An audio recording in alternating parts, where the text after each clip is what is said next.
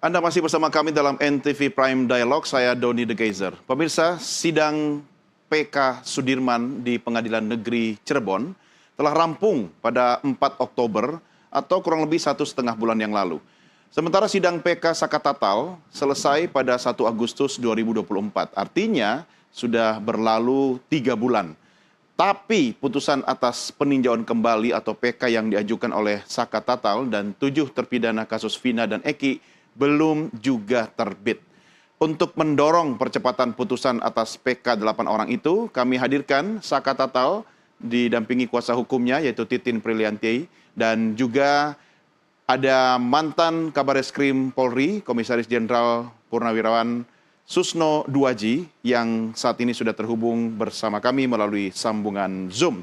Pak Susno, apa kabar? Alhamdulillah sehat. Selamat malam Bang Doni, selamat malam para pemirsa sekalian.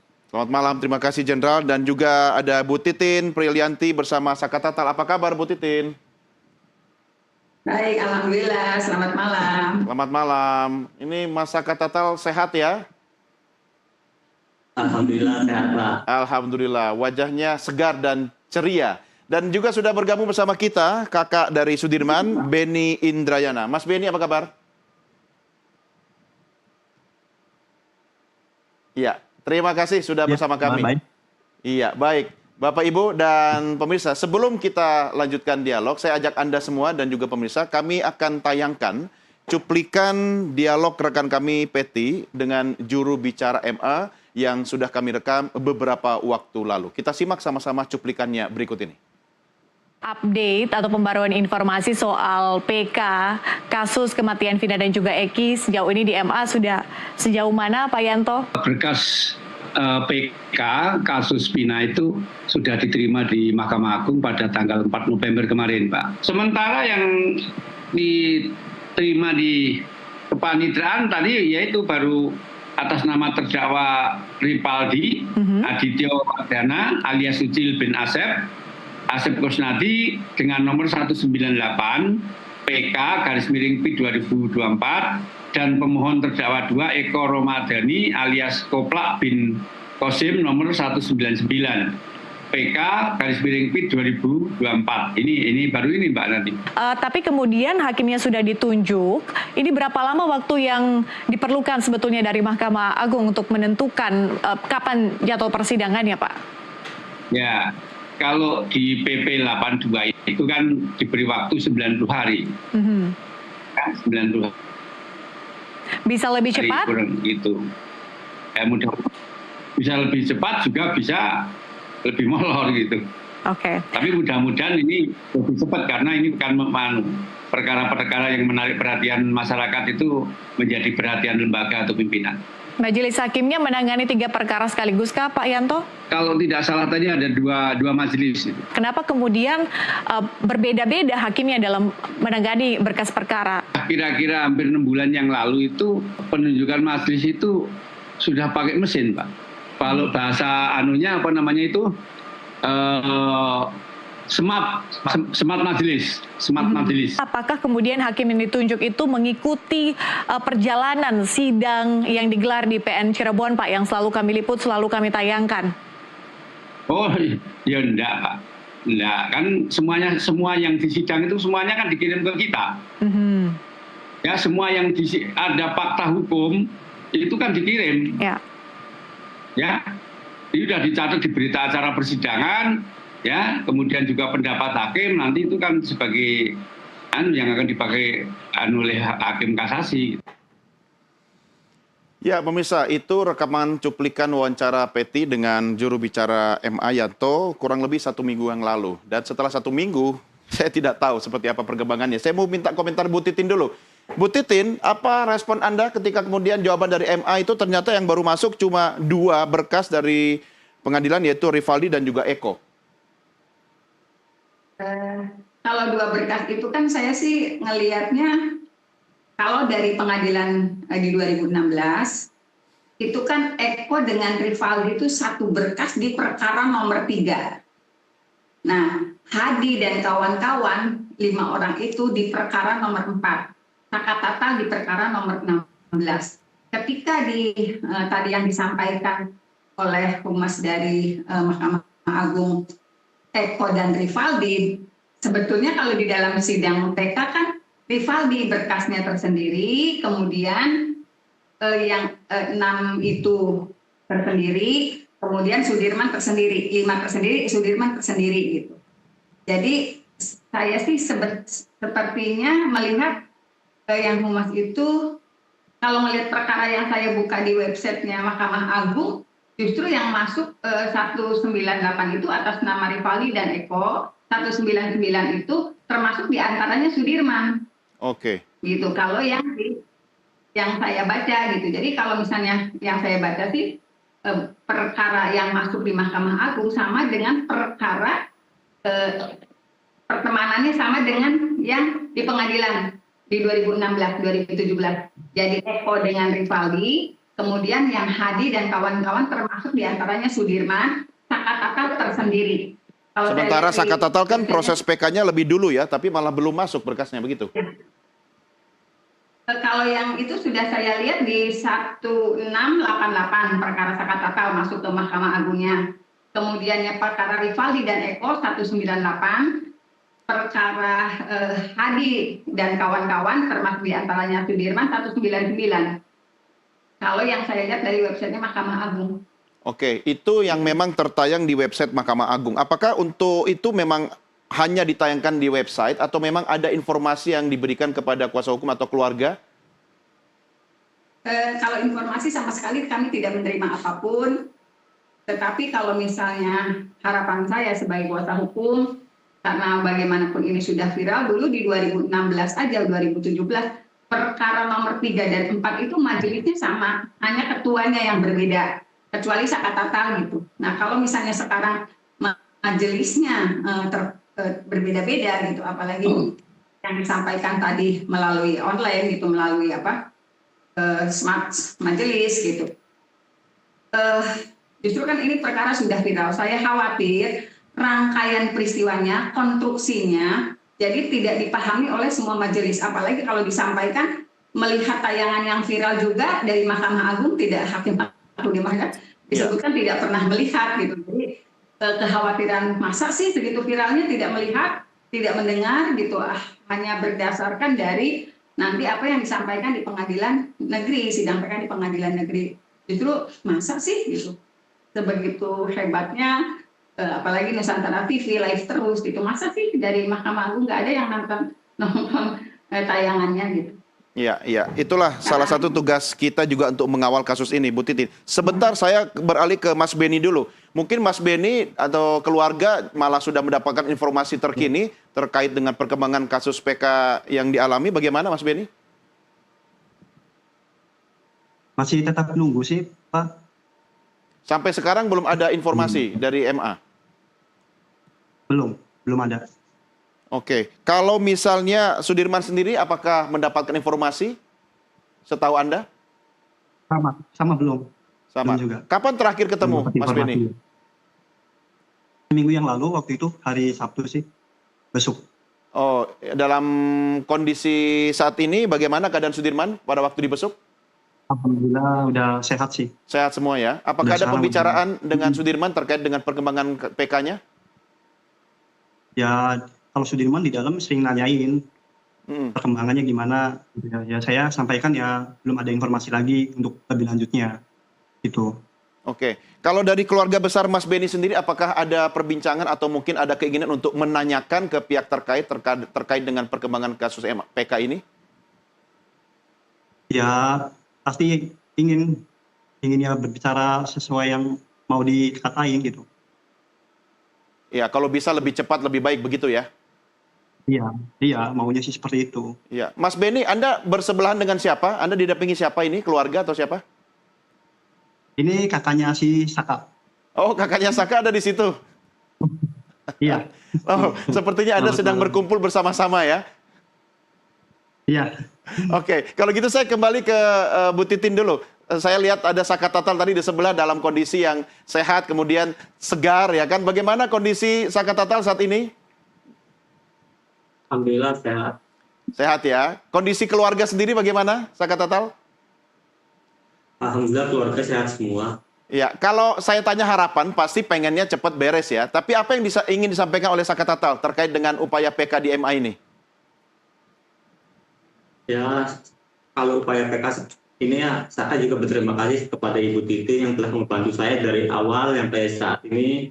Saya juga berterima kasih kepada Bang Farhat sama Bang Krisna dan sama tim Pradi. Sangat berterima kasih. Saya sebelumnya tidak pernah mendapatkan apa yang saya rasakan seperti ini. Dulu nggak pernah ada yang pengen Saka ucapan tuh susah. Berat rasanya pengen cerita tuh bingung cerita sama siapa. Jadi alhamdulillah tahun ini udah bisa ngomong apa adanya yang sesuai apa yang Saka rasakan, Saka alami. Iya, Saka bisa cerita kepada pemirsa kita atau kepada Bu Titin ya, atau mungkin ada Pak Susno juga saat ini yang nanti akan berdiskusi dengan kita. Apa yang mengganjal Saka Tatal saat ini? Ya kalau itu mah kepengen Saka mah cepet beres semua, dan Saka dari awal kan Saka tidak pernah melakukan apa yang ditujukan. Iya. Dan yang lain juga tidak pernah melakukan apa yang ditujukan juga. Jadi katanya kasus ini cepat-cepat beres dan cepat-cepat kumpul sama keluarganya masing-masing. Ya, ini istilahnya kayak orang nasibnya digantung-gantung terus begitu ya, Saka Tatal ya? Iya. Oke, baik, menarik. Saya akan minta komentarnya Jenderal Susno Duaji. Pak Susno, ada pepatah yang mengatakan bahwa di Indonesia kalau bicara hukum, yang pasti adalah ketidakpastian itu sendiri. Komentar Pak Susno seperti apa, Pak? Ya benar. Jadi inilah wajahnya daripada benteng penegak hukum kita yang paling kita harapkan. Disinilah semuanya berakhir, keadilan akan tegak. Yaitu wajah pengadilan yang dicerminkan Mahkamah Agungnya saja seperti ini gitu. Seperti nggak peduli terhadap kasus yang sudah mendapat perhatian nasional. Ini yang terangkat, yang diwakili oleh kasus Hina dan Eki. Yang tidak terangkat mungkin ribuan gitu ya. Yang terangkat ini mestinya dia tangan yang satu ini dengan cepat, dengan adil. Ini sudah memuaskan masyarakat Indonesia. Kasus ini belum selesai, ditimpa lagi dengan kasus 1 triliun dan 51 kilogram emas. Itu yang terungkap. Yang tidak terungkap lebih parah lagi. Jadi parah. Sampai pernah kita diskusi di suatu stasiun televisi swasta, diapain sebenarnya sih pengadilan kita? Ada yang ekstrem sekali, bubarkan gitu. Dibubarkan, ya, Pak. Bubarkan aja. Iya, karena semua hakimnya kena ya. Hampir semua hakim terkena, kemudian termasuk Mahkamah Agungnya, pejabat tingginya lah. Dia menangani perkara yang mendapat perhatian rakyat se-Indonesia saja seperti ini. Iya. Ini menyangkut hak asasi manusia loh. 8 orang dihukum seumur hidup, 7, 1 sudah bebas, itu masih anak. Tidak ada atensi sama sekali pengadilan ini. Dari pengadilan Mahkamah Agung sampai pengadilan bawah. Bayangkan, 3 bulan baru berkas itu naik. Baru naik 3 bulan. Ya. Belum ditangani. Belum diproses. Katanya ini supaya cepat karena mendapat perhatian. Cepatnya saja berbulan-bulan, ya. Hampir 1 tahun. Itu cepatnya loh. Itu yang istimewa telur 2 gitu. Ya, kalau nggak cepat kayak apa? Iya, ini Pak Susno, memang ini memprihatinkan ya. Tapi kalau tadi saya kutip... Bukan memprihatinkan lagi. Menyedihkan. Menyedihkan, artinya lembaga pengadil tidak bersikap adil. Ya, bukan tidak adil. Tidak ada perhatian sama sekali. Boro-boro adil gitu. Lamban sekali. Ini Mahkamah Agung yang tertingginya loh. Kita wajar protes loh. Yang menggaji mereka kita loh. Dari pajak rakyat. Saya bayar pajak. Gaji mereka. Kalau cara kerja mereka lamban seperti ini. Ya.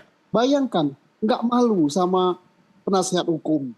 Yang bekerja tanpa pamrih, tidak dapat bayaran, bahkan keluar duit untuk membela yang diketahuinya bahwa perkara ini mereka bukan tersangkanya, bukan terdakwanya, bukan terpidananya, mestinya tidak wajar terpidana, mereka kerja dengan biaya sendiri, tenaga berbulan-bulan.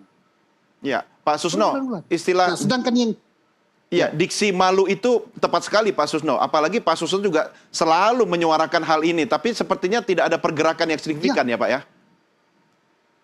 Ya makanya kita waktu berdiskusi di stasiun televisi swasta, itu mewakili suara rakyat ya, suara kita. Bubarkan saja gitu. Itu bukan mengapa sampai tercetus kata-kata seperti itu. Nggak ada kata-kata lain gitu.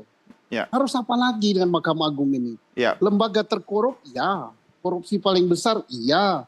Semua hampir kena, iya. Mengerjakan pekerjaan lamban, iya. No respon, iya. Mau apa lagi? Ya, mungkin ya, mungkin Pak Susno kita juga harus berikan kesempatan MA untuk bernafas dulu gara-gara capek menghitung temuan emas 51 kg baru-baru ini ya, Pak Susno ya. Ya, Ya. itu aja dia nggak malu loh, nggak ada respon loh. Ya. Kasus itu saja Hakim 3 sudah direkomendasi oleh KY untuk dipecat gitu. Sampai dengan tertangkap mereka nerima suap, ya. Waktu direkomendasi pecat itu belum terkait dengan suap ya, baru terkait dengan IPK ya. Ternyata terima suap, itu saja belum dipecat gitu. Ya. Ya. Dan sudah ketangkap yang nerima suap 1 triliun tambah 51 kilogram emas, juga responnya apa? Nggak ada. Misalnya respon kami akan dukung, kami akan begini, enggak aja. Ya kita serahkan aja. Nah, sehingga masyarakat bercuriga, jangan-jangan memang semuanya sudah kena.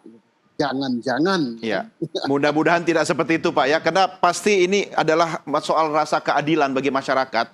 Memang meski sudah viral, tetapi kita masih harus percaya juga pada lembaga peradilan kita karena cuma satu-satunya di negara kita. Pak Susno ditahan dulu komentarnya, juga Bu Titin, juga Mas Beni dan Saka Tatal. Kami akan segera kembali untuk melanjutkan dialog setelah yang berikut ini. Tetap bersama kami.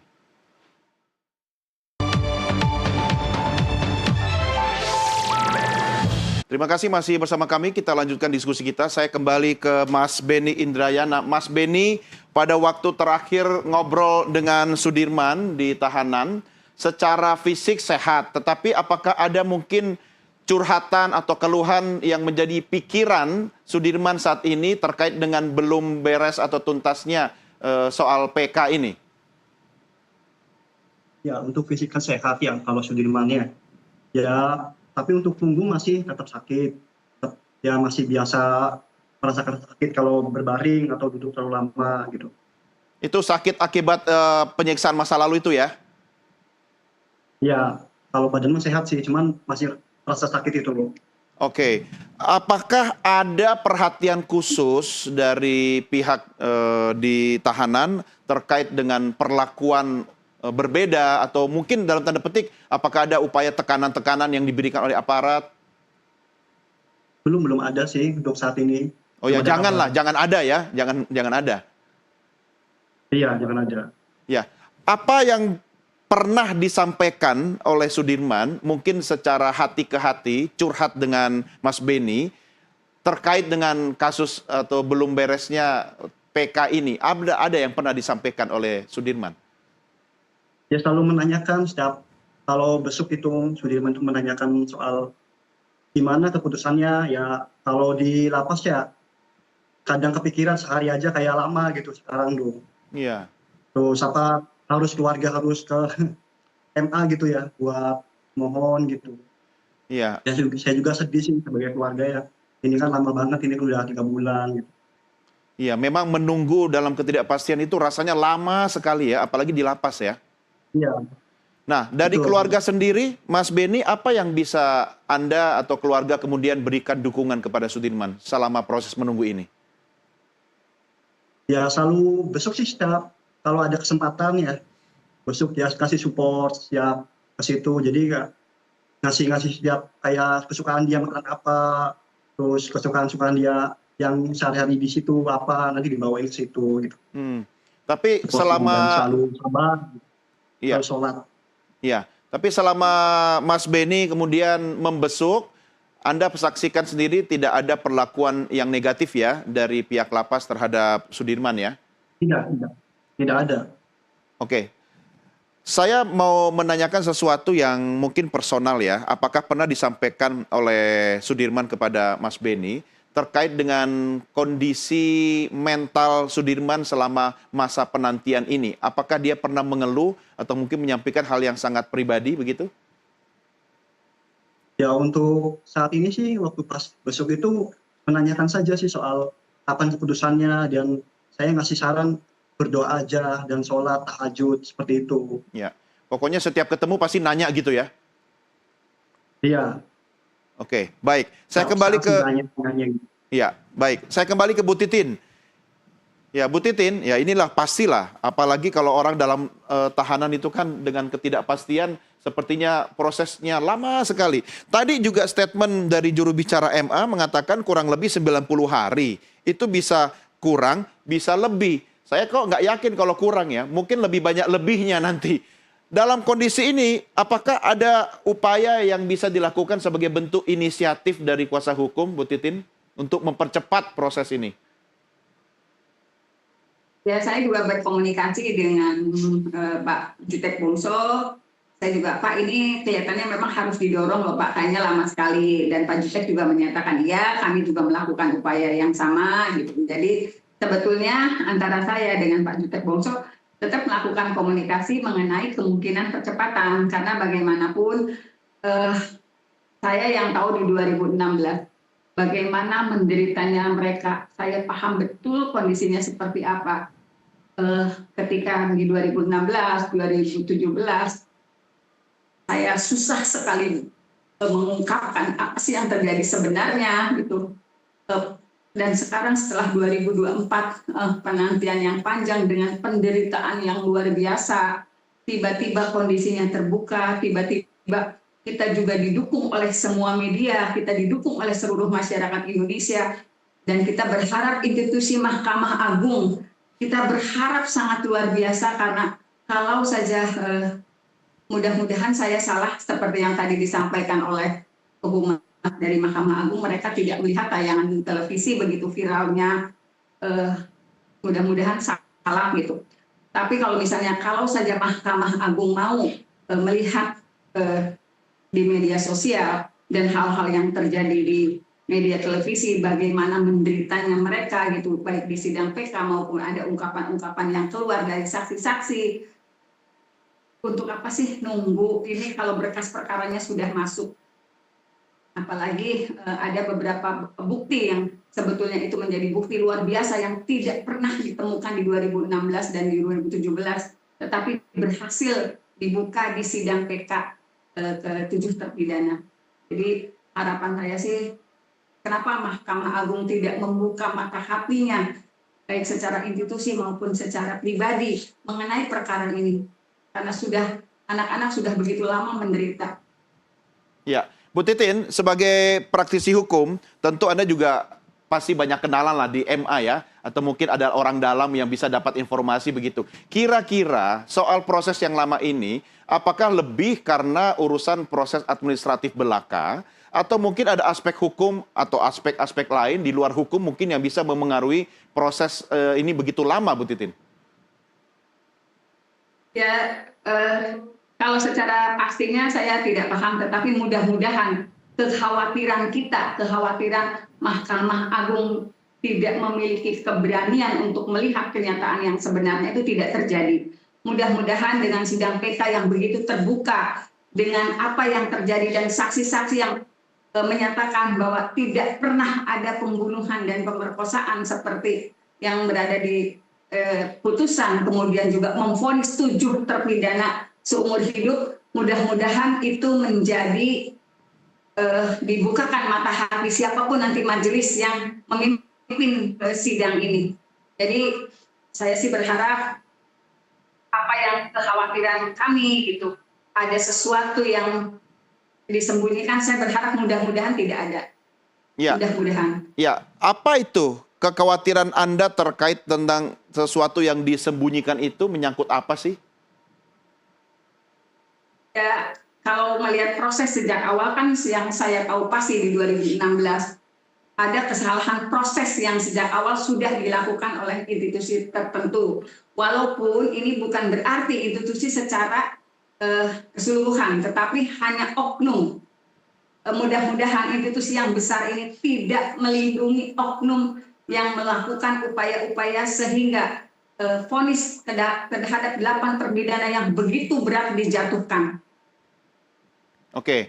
Dan saya berharap Kapolri juga, yang saya yakinlah dari tim sus bentukan Mabes yang sudah mengetahui apa sih masalah yang terjadi, mudah-mudahan juga memberikan masukan yang benar setelah berada beberapa lama di Cirebon. Ya, Bu Titin, kalau soal hakim yang akan menangani kasus PK itu kan sebenarnya sudah ditentukan berdasarkan sistem ya, tetapi nanti mungkin ketua hakimnya yang berbeda begitu. Apa yang bisa Anda sampaikan terkait dengan pemilihan hakim yang menangani kasus ini nanti? Kalau saya tentu saja sebagai orang yang tahu di 2016-2017, justru harapannya apakah bisa hakim yang memegang itu menjadi hakim satu majelis gitu, tidak berbeda-beda sehingga menimbulkan persepsi yang berbeda. Karena itu yang kita khawatirkan. Kenapa sih? Karena ini juga menjadi peristiwa yang luar biasa yang sudah viral. Apakah tidak bisa, kalau tadi dinyatakan sudah melalui sistem, apakah memang tidak ada kebijakan ketika peristiwa ini sudah viral dan menyangkut kehidupan 7 terpidana yang masih berada di dalam, apakah tidak bisa dilaksanakan secara manual dengan penunjukan, karena ini peristiwanya memang luar biasa. Ya. Itu yang justru kita harapkan, satu majelis yang memahami betul satu konstruksinya, karena ke-8 terpidana itu juga kan perbuatannya yang didakwakan itu memang tidak bisa dipisahkan antara satu nomor perkara dengan nomor perkara lainnya. Gitu. Ya, apa yang menjadi kekhawatiran utama Anda ketika hakim itu ternyata memang orangnya berbeda dan tidak menguasai perkara ini sejak awal? Apakah Anda khawatir hasilnya tidak sesuai dengan yang Anda harapkan? Ya, karena tentu saja, mohon maaf, jangankan misalnya hakim yang berbeda. Saya dalam posisi kuasa hukum di 2016, kemudian di 2017 juga, kemudian di 2024, dengan misalnya pada Sakatata gitu, ada tim yang memberikan informasi, ini loh konstruksi yang terjadi di 2016 kan begitu sulit, karena apa? Mereka tidak mengetahui peristiwa di 2016-2017. Padahal tujuan kami sama-sama membela gitu loh. Ya. Itu aja saya perlu ekstra untuk menjelaskan kondisi yang sebenarnya. Apalagi misalnya majelis yang di Mahkamah Agung yang menerima berkas yang tentu saja ada persepsi yang berbeda dari jaksa penuntut umum. Jadi tentu saja kekhawatiran itu terjadi pada saya sebagai pengacara di 2016-2017. Kenapa dalam kondisi seperti ini tidak dibuat manual saja dengan satu majelis yang memilih konstruksinya bisa sama, oh ini memang betul. Karena antara peristiwa yang di nomor perkara yang berbeda itu menurut satu rangkaian peristiwa yang tidak bisa dipisahkan, dan walaupun tidak ada perbuatan yang mereka dihukum seumur hidup yang 7 orang itu. Iya, iya. Baik, saya ingin sedikit ke Sakatatal. Anda kan mengikuti semua prosesnya ya, Mas Sakatatal ya. Dan saya yakin Anda mempercayakan semua proses hukum ini kepada Bu Titin. Tetapi, kalaupun kita berbicara tentang substansi hukum, soal hakim yang akan menangani, soal lamanya proses PK ini, apakah Sakatatal ada sempat diskusi dengan Bu Titin atau memberikan masukan atau mungkin bertanya-tanya tentang substansi atau inti dari kasus hukum ini? Pendapat Sakatatal sendiri seperti apa? Kalau masalah bertanya-tanya, Saka apa gimana? Saka udah terlalu banyak nanya juga. Ya. Saka udah terus terang Ibu Titin yang udah banyak pengalaman, jadi Saka lebih percaya ke Ibu Titin. Ya. Jadi kalau ada apa-apa, saya konteksnya ke Ibu Titin dulu. Ya, jadi termasuk urusan soal hakimnya siapa, percayakan saja nanti itu kepada Bu Titin ya, yang akan statement ya. Iya. Iya. Nah, ini penting sekali Bu Titin agar satu suara. Tetapi kalau hal-hal pribadi saya tanyakan ke Sakatatal, mungkin Sakatatal juga agak sungkan untuk mengungkapkannya. Apakah ada hal-hal yang menyangkut kekhawatiran pribadi dari Sakatatal yang dicurhatkan kepada Bu Titin yang bisa di-share kepada kita dan penonton sehingga paling tidak bisa mendorong MA untuk tidak menggantung kasus ini lebih lama lagi, Bu Titin? Ya, sepengetahuan saya, karena saya juga selalu berkomunikasi dengan Saka gitu. Ibu, kasihan anak-anak itu, seperti saya kok Bu, mereka juga nggak salah. Jadi Saka sih selalu menyatakan itu, saya tahu dia sudah berada di luar, tapi Saka juga memikirkan ke-7 terpidana, karena bagaimanapun kadang-kadang kita juga nengokin bareng ke lapas gitu. Nah di situ kan saya juga menguatkan, Saka juga menguatkan 7 terpidana itu. Mereka juga bilang, Bu, kapan Bu ininya, kita udah nggak sabar. Saya bilang, sama aja. Kita sudah lakukan banyak hal. Saya juga berharap kalau Mahkamah Agung memang sudah menerima berkasnya, ada 7 terpidana yang kehilangan masa depannya sudah begitu lama. Ada Hadi yang pada saat penangkapan itu dia sudah merancang karena 10 hari lagi akan menikah. Dan kalau misalnya yang tidak pernah saya sampaikan, kenapa tidak pernah saya sampaikan? Karena di dalam berkas di 2016-2017 itu ada percakapan Hadi dengan pacarnya yang merencanakan membeli cincin. Dia mengatakan ada uang 5 juta untuk persiapan pernikahan. Itu yang saya nggak pernah sanggup ngomong ini ke media karena saya tahu itu tertuang di dalam berkas di 2017. Jadi Hadi bercerita mengenai belinya cincin aja jangan gelang. Terjadi percakapan itu di tanggal 30 Agustus 2016. Kemudian pada tanggal 31-nya dia ditangkap.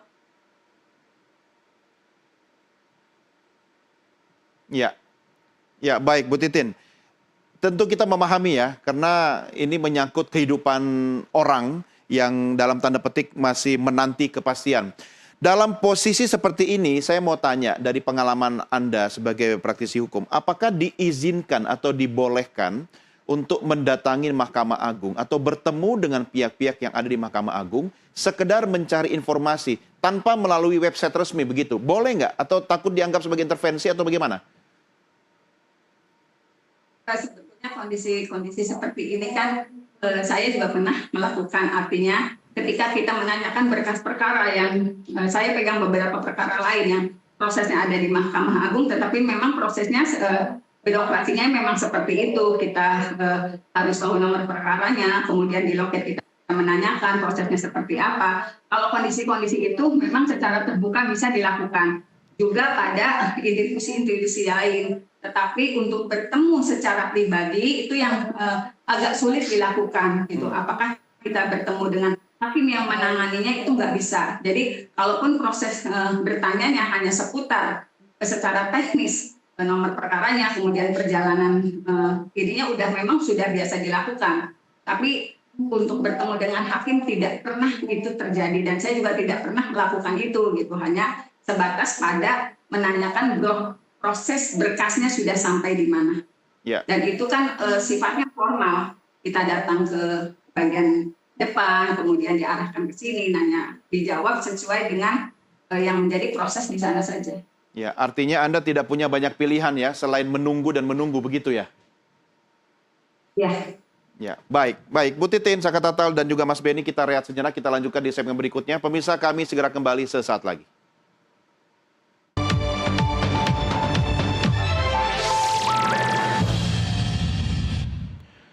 Terima kasih masih bersama kami, kita lanjutkan kembali diskusi kita. Saya kembali ke Bu Titin. Bu Titin, ini kan Presiden Prabowo dalam beberapa kesempatan kemudian memberikan narasi untuk penegakan hukum di berbagai pihak, berbagai aspek.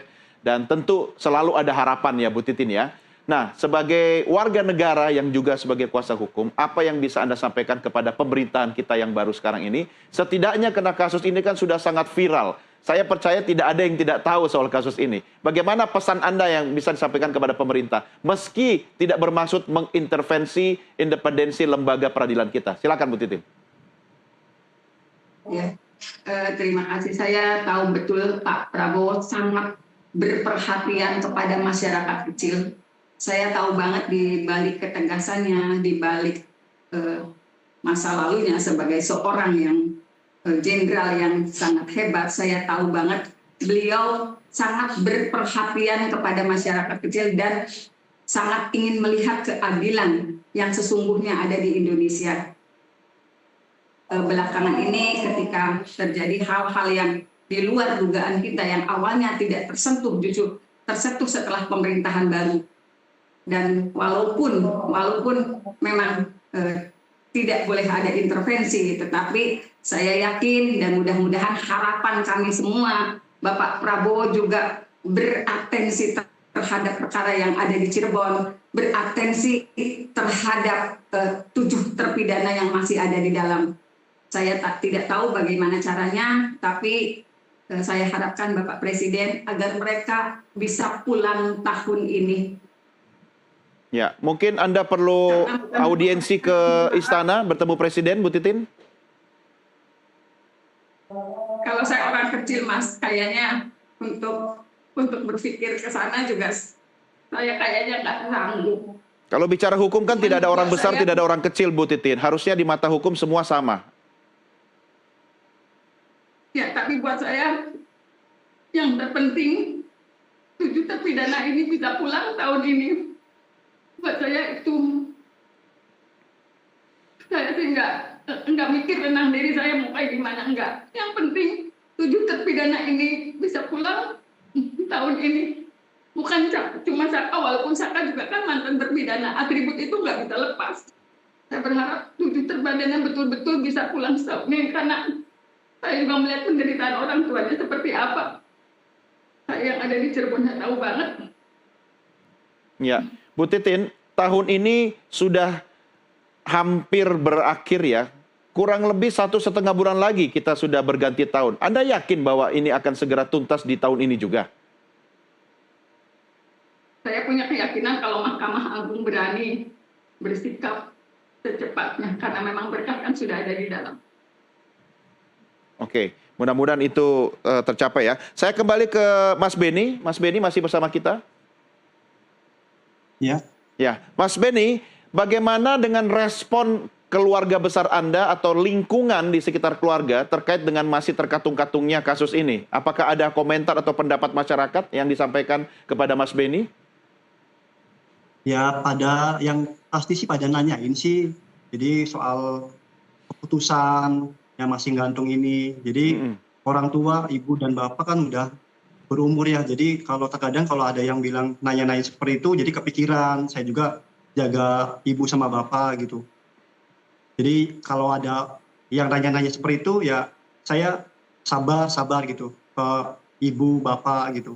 Ya, Anda menyampaikan apa adanya atau minta bersabar aja atau seperti apa?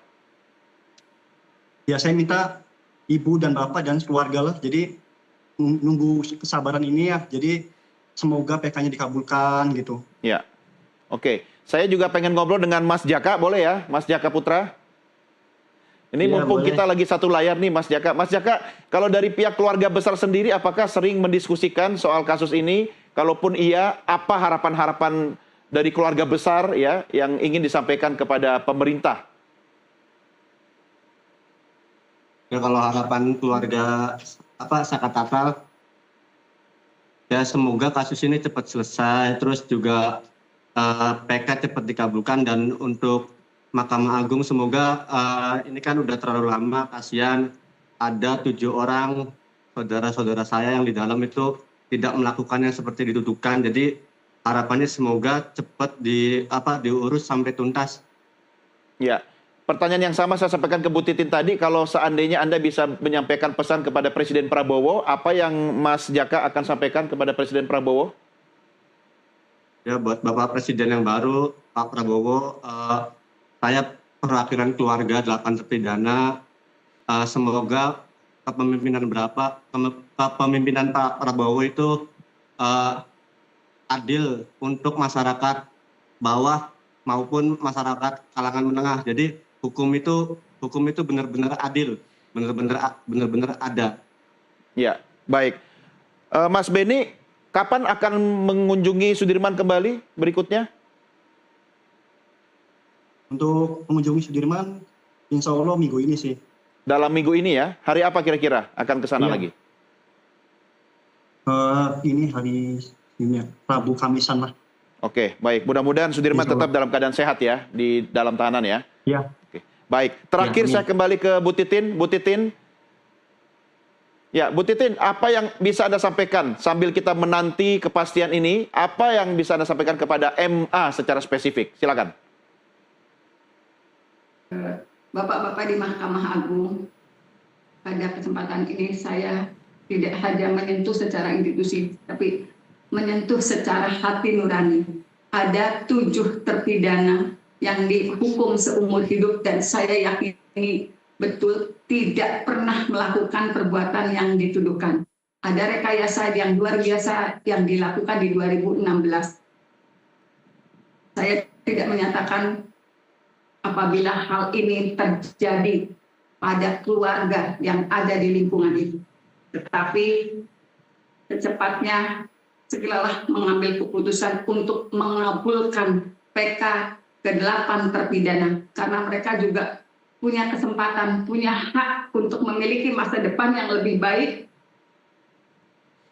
Setelah selama 8 tahun dirampas oleh ketidakbebasan dan dianggap telah melakukan perbuatan yang tidak pernah dilakukan oleh mereka. Ya. Itu aja. Baik, Bu Titin, terima kasih sudah bersama kami. Semoga tetap sehat selalu untuk mengawal kasus ini. Juga Saka Tatal, terima kasih, sehat selalu. Kang Beni dan juga Kang Jaka, terima kasih. Salam untuk Sudirman nanti ya. Ya, baik. Terima kasih, selamat malam. Ya, pemirsa, kami akhiri sampai di sini diskusi kita terkait nasib PK, Saka Tatal, dan Sudirman. Jangan kemana-mana, karena setelah ini kami masih akan kembali untuk menyampaikan special report terkait dengan debat Cagup Cawagup Pilkada Jawa Timur. Tetap bersama kami di Nusantara TV.